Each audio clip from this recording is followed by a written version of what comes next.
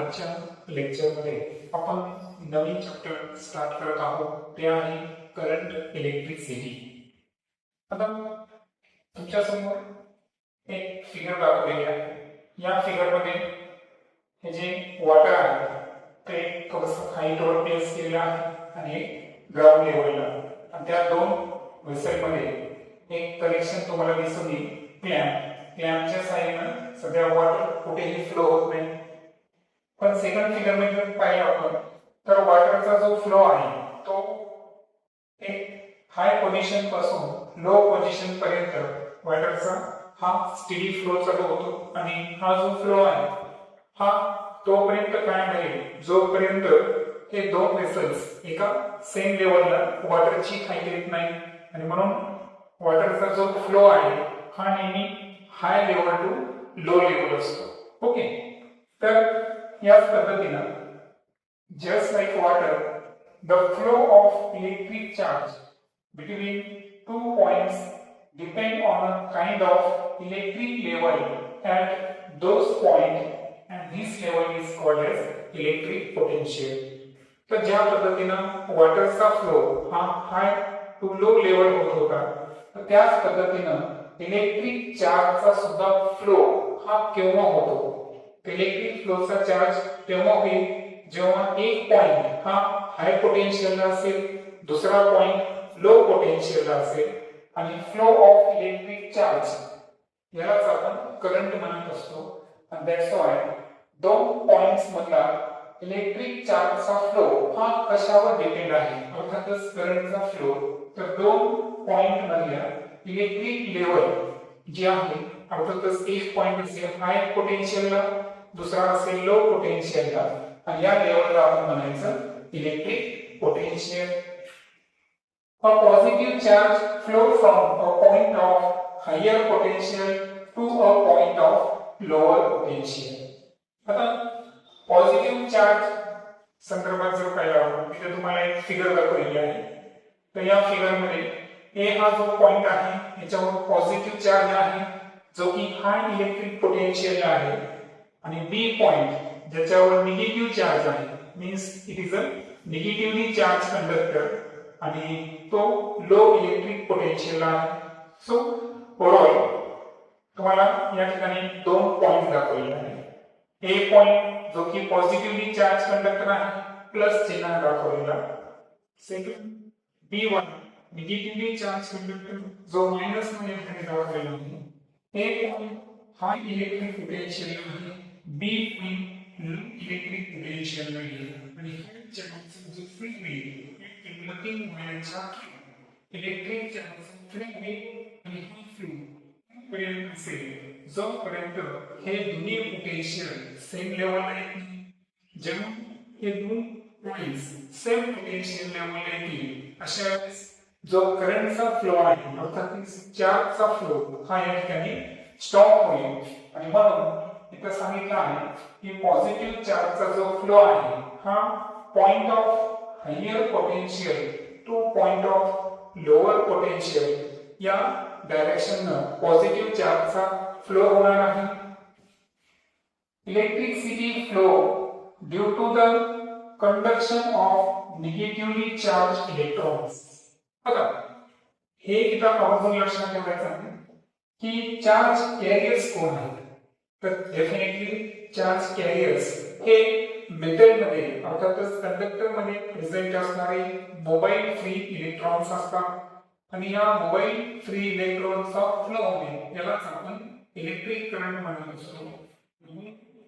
Electricity जी flow होते याच्या मागचं रिझन जर पाहिलं आपण कंडक्शन म्हणजे काय? वहन। तर कशाचं वहन होणे आवश्यक आहे? Negatively charge electron. So negative charge असणाऱ्या इलेक्ट्रॉन ज्याचा शोध जे थॉम्सन यांनी लावलेला आहे, तर निगेटिव्हली चार्ज इलेक्ट्रॉनचं कंडक्शन होणे यालाच आपण इलेक्ट्रिसिटीचा फ्लो म्हणू शकतो। Electrons flow from the point of lower potential to point of higher potential. आता या लेक्चरच्या एंडिंगला आपण इलेक्ट्रिक करंट म्हणजे करंटची कन्व्हेन्शनल डायरेक्शन आणि इलेक्ट्रॉनची कन्व्हेन्शनल डायरेक्शन हे दोन्ही अभ्यासणार आहोत। सुरुवातीला आपण पाहिलं की पॉझिटिव्ह चार्जचा फ्लो हा higher potential to lower potential होत असतो. ओके, हा झाला पॉझिटिव्ह चार्जचा फ्लो.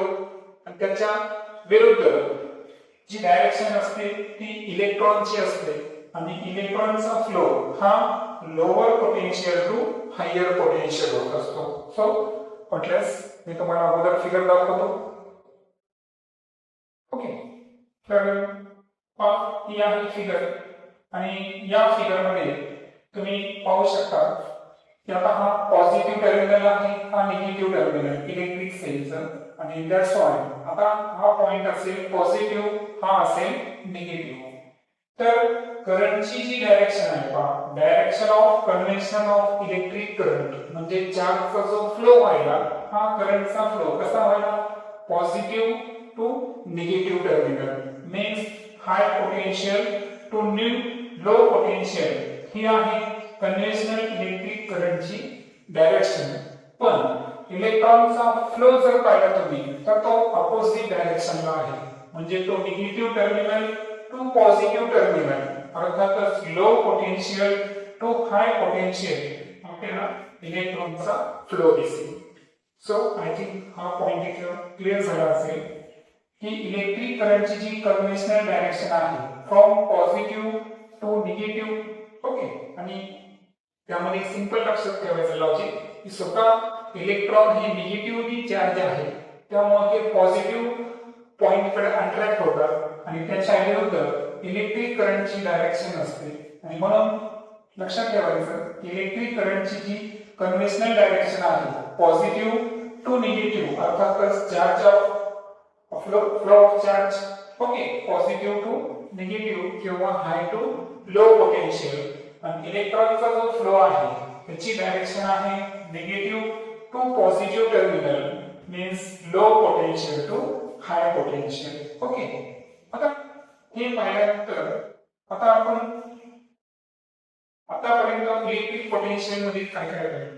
इलेक्ट्रिक पोटेन्शियल मध्ये आतापर्यंत आपण पाहिलं की जसा वॉटरचा flow high level to low level होत असतो, तशाच पद्धतीनं इलेक्ट्रिक चार्जचा जो फ्लो आहे हा कशावर डिपेंड आहे, दोन पॉइंट्स मध्ये असणाऱ्या इलेक्ट्रिक लेवलला, त्याला आपण इलेक्ट्रिक पोटेन्शियल म्हणलो. त्यानंतर आपण पाहिलं की पॉझिटिव्ह चार्जचा फ्लो हा higher potential to lower potential होत असतो. इलेक्ट्रिसिटीचा फ्लो हे का होतो, due to the conduction of negatively charge electron, ज्यांना आपण चार्ज कॅरियर्स म्हणतो. इलेक्ट्रॉनचा जो फ्लो होतो हा होतो from point of lower potential to higher potential. एवढ्या गोष्टी आतापर्यंत आपण समजून घेतल्या. त्यानंतर a lightning streak is the flow of electron from point of lower potential on the cloud to the point of higher potential on the earth.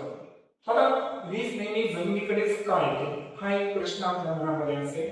तर लक्षात ठेवायचं जे ढग आहेत ना तर त्यांच्यावर असतो का लोअर पोटेन्शियल, अर्थातच त्याला म्हणू आपण निगेटिव्ह पोटेन्शियल.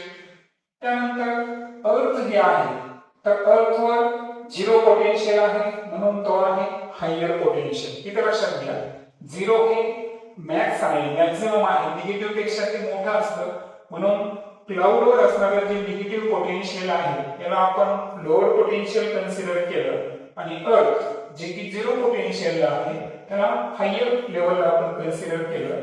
आणि जसं की आपल्याला माहित आहे की जो लाइटनिंग एक प्रकारचा डिस्चार्ज आहे करंटचा, म्हणजे फ्लो ऑफ इलेक्ट्रॉन्स आहे आणि म्हणून हा फ्लो ऑफ इलेक्ट्रॉन हा क्लाउड्स कडून अर्थ कडे, अर्थातच lower potential to high potential किंवा negative potential to zero potential या पद्धतीने असतो. Work has to be done against the electric field to take a positive charge from a point of lower potential to a point of higher potential. आता या ठिकाणी गोष्ट सांगितली आहे किंवा एक सायंटिफिक रिझन सांगितलं आहे की वर्क डन का घडतं. तर इथं स्पष्ट सांगितलं आहे की work has to be done against the electric field. कारण इलेक्ट्रिक फील्डच्या अगेन्स्ट या ठिकाणी वर्क डन का करायचं आहे, कारण ऍक्च्युअल पॉझिटिव्ह चार्ज आपल्याला काय करायचा आहे, जर लोअर पोटेन्शियल कडून हायर पोटेन्शियल कडे न्यायचं असेल तर डेफिनेटली इलेक्ट्रिक फील्डच्या अगेन्स्ट या ठिकाणी आपल्याला वर्क डन करावं लागेल. जर आपल्याला पॉझिटिव्ह चार्ज हा lower potential to higher potential न्यायचा असेल तर. Okay, potential difference of the cell potential difference समजून घ्यायचा असेल तर लक्षात घ्या, the difference in potential between the positive and negative terminal of cell is the potential difference of the cell. तुम्ही कोणताही सेल घ्या, ड्राय सेलचा आपण स्टँडर्ड 1 मध्ये अभ्यास केला आहे, तर त्यामध्ये पॉझिटिव्ह एक टर्मिनल होता आणि निगेटिव्ह टर्मिनल होता. तर एक पॉझिटिव्ह टर्मिनल आणि निगेटिव्ह टर्मिनल, आता जो पॉझिटिव्ह आणि निगेटिव्ह टर्मिनल्स आहे त्यामध्ये काय आहे, एक पोटेन्शियल डिफरन्स आहे. कारण पॉझिटिव्ह टर्मिनल हाय पोटेन्शियलला, निगेटिव्ह टर्मिनल लोअर पोटेन्शियलला, त्या दोन मध्ये पोटेन्शियल मध्ये फरक आहे आणि दॅट्स व्हाय त्या डिफरन्सला म्हणायचं potential difference of the cell. Okay, this potential difference is caused by chemical reaction occurring in the cell. आता हे पण आपण स्टँडर्ड 1 मध्ये लर्न केलं होतं, किंवा जेव्हा आपण सेलला सर्किट मध्ये कनेक्ट करतो तर त्यामध्ये जे केमिकल्स आहेत तर त्यामध्ये एक प्रकारची केमिकल रिएक्शन होते आणि दॅट्स व्हाय केमिकल रिएक्शनचा आउटपुट म्हणून त्या ठिकाणी पोटेन्शियल डिफरन्स जनरेट होतो आणि म्हणून सेल मध्ये पोटेन्शियल डिफरन्स जनरेट होण्यामागचं जे कारण असेल तर ते आहे सेलच्या आतमध्ये घडणाऱ्या chemical reaction.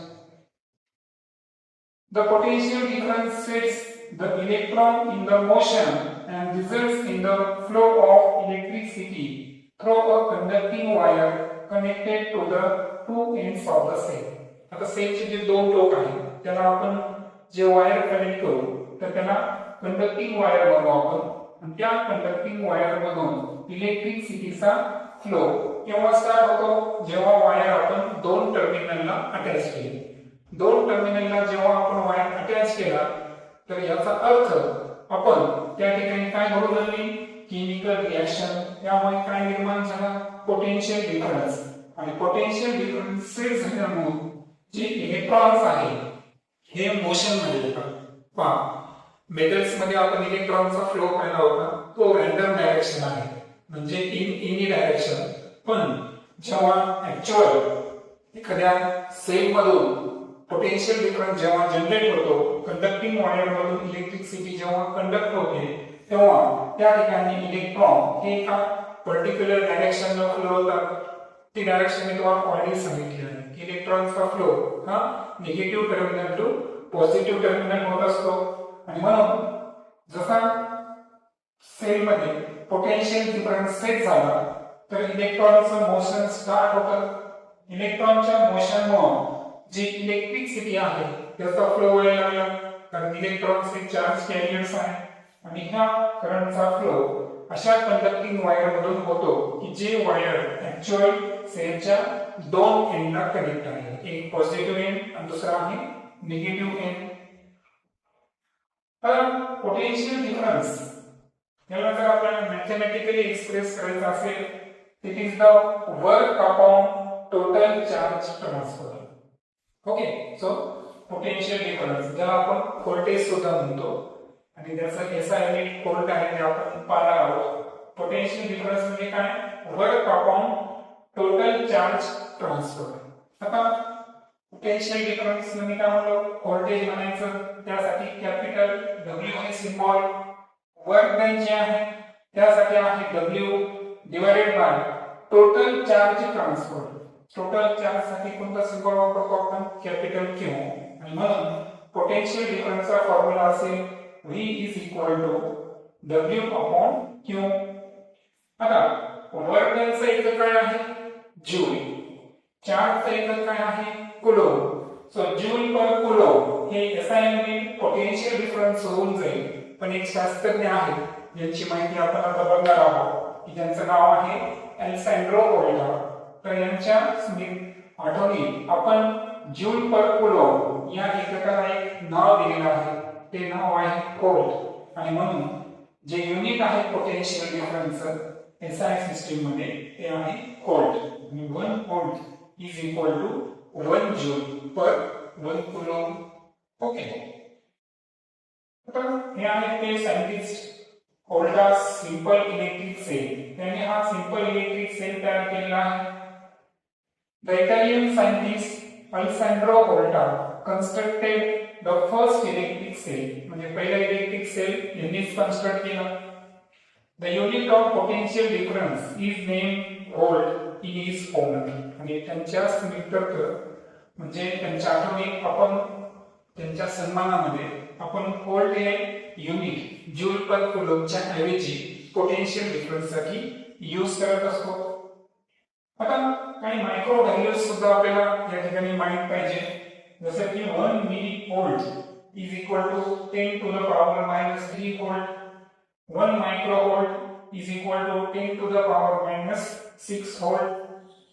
Large units potential डिफरन्सचे 1 KV, KV means 1 kilovolt. 1 kilovolt is equal to 1000 volt means 10 to the power 3 volt. and 1 megavolt is equal to 10 to the power 6 volt. ते असे स्मॉल आणि काही लार्ज व्हॅल्यूज हे आपण वेगवेगळ्या युनिटच्या सहाय्याने पोटेन्शियल डिफरन्सच्या सांगू शकतो. त्यानंतर आहे free electrons. Every atom of a metallic conductor has one or more outermost electrons which are very weakly bound to the nucleus. This is called as free electron. आता आपण जेव्हा मेटलची टेंडन्सी बघतो तर मेटल्सला आपण काय म्हणतो, इलेक्ट्रोपॉझिटिव्ह. का? कारण इलेक्ट्रॉन डोनेट करण्याची त्यांची क्षमता असते. कारण जी त्यांची बाह्यतम कक्षा असते त्या बाह्यतम कक्षेवर इलेक्ट्रॉन न्यूक्लियसचा पाहिजे तितका प्रभाव नसतो. आणि म्हणून मेटलमध्ये जे आउटरमोस्ट कक्षेमध्ये प्रेझेंट असणारे जे इलेक्ट्रॉन्स आहेत ज्यांना आपण व्हॅलेन्स इलेक्ट्रॉन म्हणतो, तर हे डोनेट करण्याची किंवा ते इलेक्ट्रॉनवर न्यूक्लियसचा प्रभाव नसल्यामुळे ते इलेक्ट्रॉन्स हे फ्री इलेक्ट्रॉन्स असतात, ज्यांना मी मोबाईल फ्री इलेक्ट्रॉन्स म्हणतो. आणि ऍक्च्युअल कोणत्याही कंडक्टरमध्ये इलेक्ट्रिक चार्ज कॅरी करण्यासाठी हे फ्री इलेक्ट्रॉन्स खूप महत्त्वाचे असतात. आणि म्हणून फ्री इलेक्ट्रॉन्स कुठे असतात? पूर्ण मेटल्स मधल्या सर्वच कक्षेमध्ये इलेक्ट्रॉन घ्यायचे का? तर नाही. एव्हरी ॲटम, प्रत्येक अणूमध्ये जे मेटलचा असेल त्यामध्ये एक किंवा त्यापेक्षा जास्त आउटरमोस्ट सेलमध्ये जे इलेक्ट्रॉन्स आहेत हे न्यूक्लियसला वीकली बाउंड, म्हणजे त्यांच्यावर न्यूक्लियसचा एवढा पुल नसतो, त्यांच्यावर न्यूक्लियसचा एवढा प्रभाव नसतो. तर अशा इलेक्ट्रॉन्सला आपण काय म्हणायचं? Free electrons. आता electrons easily move from one part of conductor to other parts. मी अगोदरच म्हटलं की इलेक्ट्रॉनचं जे मोशन आहे हे रॅन्डम मोशन आहे. रॅन्डम म्हणजे काय? In any direction. ते कोणत्याही डायरेक्शन मध्ये फ्लो होऊ शकतात. पण जेव्हा त्या मेटलला आपण कोणत्याही सेल सोबत कनेक्ट केलं नाही तेव्हा. ओके, सो नॉर्मल पॉइंटला कोणताही मेटल घेतला आपण किंवा कंडक्टर घेतला त्यामध्ये रॅन्डम मोशन मध्ये इलेक्ट्रॉनचा फ्लो आपल्याला वायर मध्ये दिसून येईल. आणि म्हणून इलेक्ट्रॉन्स हे इझिली एका पार्ट कडून अदर पार्ट कडे मूव्ह होतात, ज्याला आपण रॅन्डम मोशन म्हणतो. Negative charge of the electron also gets transferred as a result of this motion. हा इलेक्ट्रॉन मूव्ह होईल याचा अर्थ काय आहे? निगेटिव्ह चार्जचा काय व्हायला? फ्लो व्हायला, निगेटिव्ह चार्जची मूवमेंट होते. आणि म्हणून इथे शब्द वापरला की निगेटिव्ह चार्ज जो इलेक्ट्रॉन्स आहे तो सुद्धा इलेक्ट्रॉन सोबत काय होतो? ट्रान्सफर होतो. Means due to motion of electron त्या ठिकाणी इलेक्ट्रिक चार्जचं सुद्धा मूवमेंट होते. The free electrons in a conductor are the carriers of negative charge. आणि निगेटिव्ह चार्जचे कॅरियर्स जर कोणी असतील तर ते असतात हे free electrons. Okay, so outermost cell मध्ये प्रेझेंट असणारे फ्री इलेक्ट्रॉन्स हे ऍक्च्युअल चार्जला कॅरी करतात, that's why they are known as the charge carriers. पण कोणता चार्ज? Negative charge. आणि त्यांचं हे रँडम मोशन आपण अभ्यासलं. फायनली जे मला तुम्हाला सांगायचं होतं आजच्या लेक्चरचा मेन आउटपुट, की जेव्हा इलेक्ट्रिक वायरला आपण एका इलेक्ट्रिक सेलला कनेक्ट केलं तेव्हा इलेक्ट्रॉनचं रँडम मोशन हे स्टॉप होतं. इलेक्ट्रॉनचं मोशन हे पर्टिक्युलर डायरेक्शन मध्ये होतं. ती डायरेक्शन आहे negative terminal the positive lower to higher potential, आणि करंटची कन्व्हेन्शन डायरेक्शन आहे पॉझिटिव्ह कडून निगेटिव्ह कडे. ओके, सो हे आहे मोशन ऑफ फ्री इलेक्ट्रॉन. आणि हे मोशन केव्हा आपण अभ्यासलं? हे जे इलेक्ट्रॉनचं मोशन आहे when applying a potential difference to the end of the wire, म्हणजे वायरच्या कंडक्टरच्या दोन टोकाला जेव्हा आपण ऍक्च्युअल सेल कनेक्ट केला म्हणजे त्यामध्ये पोटेन्शियल डिफरन्स तयार केला, अशा वेळेस इलेक्ट्रॉनचं स्टेडी मूवमेंट एका डायरेक्शन मधलं मोशन आपण पाहू शकतो. नेक्स्ट लेक्चर मध्ये आपण ओम्स लॉ बद्दल डिटेल मध्ये डिस्कस करू.